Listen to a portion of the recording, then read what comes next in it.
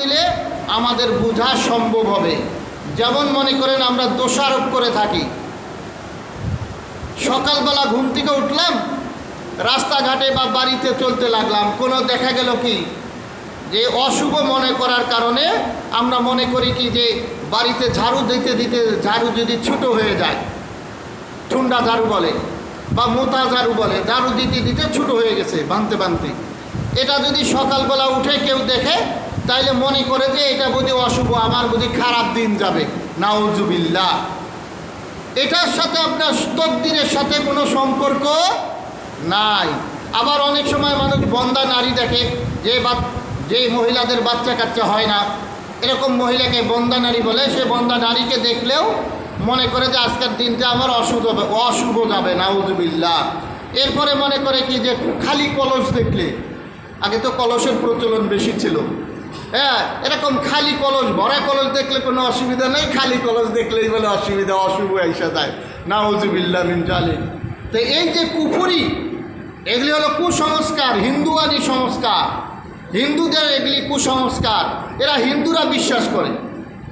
হিন্দুরা যেমন রাস্তাঘাটে যাইতেছে, বিন্যাথক দেখলে হেরেও যে একটা সিজদা মাইরা যায়, নাউজুবিল্লাহ মিন জালিক, সেখানেও যায় তারা সেলুট মেরে যায়। তারা মনে করে এটার মধ্যে অনেক কিছু আছে, আসলে কিচ্ছু নাই, সেখানে কিছুই নাই, শুভ অশুভ কিচ্ছু নাই। শুভ অশুভ আপনার তকদিরের মধ্যে লেখা রয়েছে, তকদির দুইভাবে লিপিবদ্ধ, সেটা আপনাকে ন্যস্ত করা হয়েছে, সেই অনুযায়ী আপনি আমল করবেন, তার প্রতিদান আল্লাহ পাক দিয়ে দেবেন। সুবহানাল্লাহ বিহামদিহি। আমরা তো অনেকেই মনে করি কি চিংড়ি মাছ খাইলে বোধ হয়, চিংড়ি মাছ খাইলে, গরুর গোশত খাইলে চুলকানি বাড়ে। দেখেন আকীদাটা কত বড় আকীদা খারাপ। চিংড়ি মাছের কোনো ক্ষমতা আছে আপনার শরীরে কাজ করা? হ্যাঁ, চুলকানি দেওয়ার কোনো ক্ষমতা আছে? গরুর গোশতের কোনো ক্ষমতা আছে আপনার শরীরে অ্যালার্জি বাড়াইয়া দেওয়ার? এই ক্ষমতা নাই। কারণ তাহলে তো আপনি আল্লাহ পাককে বিশ্বাস করলেন না। তকদিরের উপরে আপনার বিশ্বাস যেটা থাকার কথা ছিল, সে তকদিরের প্রতি আপনি বিশ্বাস না করে আপনি বিশ্বাস করছেন কি মাকলুকাতের প্রতি। মাকলুকাতের প্রতি বিশ্বাস করলে মাকলুকাত আপনার ক্ষতি করবে, উপকার করবে, এরকম যদি আপনি মনে করেন, তাহলে আপনি কি করলেন? কুফরি করলেন, আল্লাহ পাকের সাথে শরিক করে দিলেন। আর আল্লাহ পাকের সাথে যদি আপনি শরিক করে দেন তাহলে শিরক হয়ে গেল, আর শিরক হইলেই কিন্তু আপনি বরবাদ হয়ে গেলেন, নাউজুবিল্লাহ। যেমন মুশরিকরা, মূর্তি পূজারীরা, তারা কি 36, ওদের হলো মুশরিকরা 36 কোটি দেবতা মানে। মুশরিকরা কি? এরা এই যে লাত উজ্জা আবি যাবি যে দশাতি বানায়, দেখেন না, মূর্তি বানায় না, এরা মূর্তি বানায় মূর্তির কাছে চায়।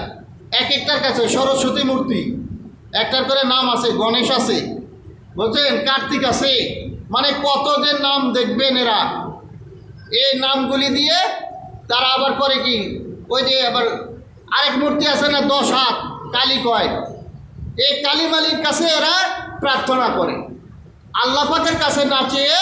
মুশরিক এরা কি করে? আল্লাহ পাকের সৃষ্টি যেটা রয়েছে সেই সৃষ্টির কাছে তারা প্রার্থনা করে, নাউজুবিল্লাহ। যার ধরনে তারা কশ্চিন কালেও শিরক থেকে বাঁচার কোনো ক্ষমতা নাই, অশুভ মনে করা থাকে তারা বাঁচতে পারে না, নাউজুবিল্লাহ মিন জালিক।